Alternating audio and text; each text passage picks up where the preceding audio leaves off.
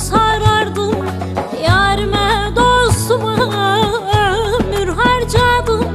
Bak şimdi kendimle baş başa kaldım, yarime dostuma ömür harcadım. Bak şimdi kendimle baş başa kaldım.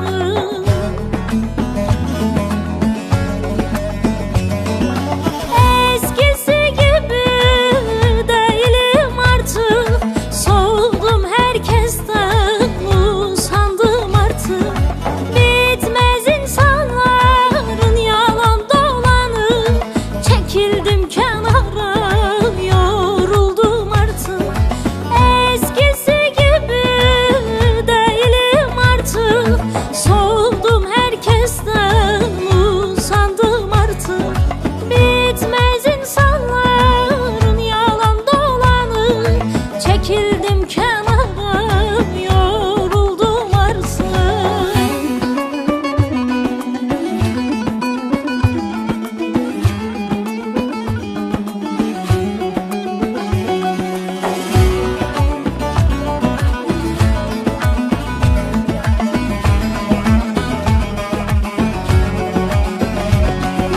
Ne tadım kaldı, ne tuzum kaldı. Sanki yaşamaya heves mi kaldı? Böyle bir başıma daha mutluyum. Yol verdim herkese, derdim azaldı. Böyle bir başıma